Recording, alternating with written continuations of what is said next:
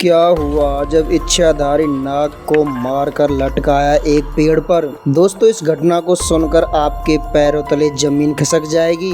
दोस्तों, ये घटना चेन्नई की बताई जाती है। दोस्तों, चेन्नई के पास में एक छोटा सा गांव था और ये गांव बड़ा ही सुंदर था, परंतु इस गांव में कम पढ़े लिखे लोग रहा करते थे और इस गांव के लोग ज़्यादातर खेती किया करते थे। इसी गांव में एक किसान परिवार भी रहा करता था। उस परिवार में कुल मिलाकर के 4 सदस्य, उनमें से 2 घर के बड़े मुखिया थे।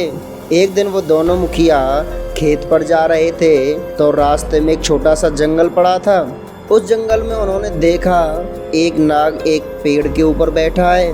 ये देख करके दोनों मुखिया वहाँ रुक जाते हैं और रुक करके उस नाग को देखने लग जाते हैं। जैसे ही वो अपने खेत पर पहुँच जाते हैं तो वहाँ पूरे दिन कार्य करते रहते हैं और अपना कार्य समाप्त करने के बाद घर को जब लौट करके आ रहे थे और उन्होंने देखा कि वो नाग अब पेड़ से नीचे उतर के और नीचे बैठा हुआ है।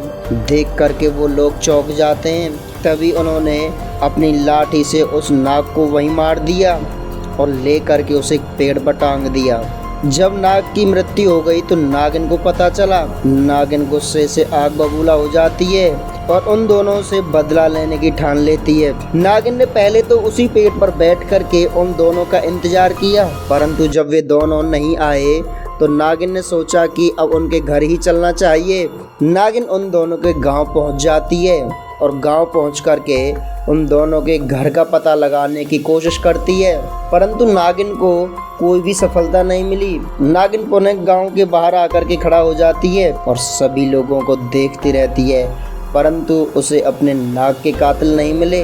कुछ देर बाद जब उसने देखा कि 2 लड़के खेत से काम करके लौट करके आ रहे हैं तो नागिन ने उन्हें देखा और देख करके समझ जाती है कि इन्होंने ही मेरे नाग को मारा था। नागिन सुंदर जाल बिछाती है। नागिन ने एक लड़की का रूप बनाया और लड़की बेहद ही सुंदर थी।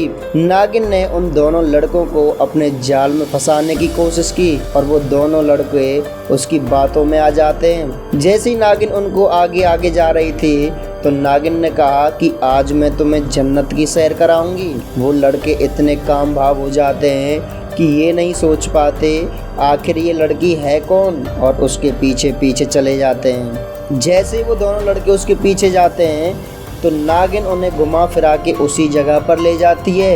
यहाँ उन दोनों ने मिल कर के उसके नाग की हत्या की थी। जब उसी जगह पे वो नागिन उन दोनों को वहाँ ले कर के पहुँच गई तो वहाँ जा कर के नागिन ने अपना वेश बदल लिया और एक भयंकर नागिन के रूप में उनके सामने आ खड़ी हुई। वो दोनों ये देख करके बहुत डर गए और घबरा रहे थे। नागिन ने उन दोनों को डस लिया और उन दोनों की वही मृत्यु हो जाती है।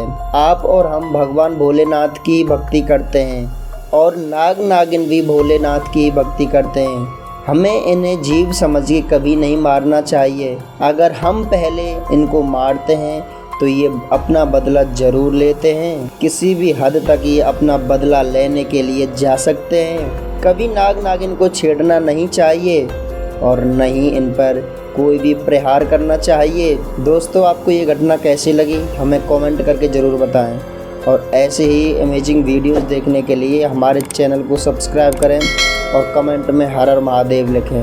हर हर महादेव।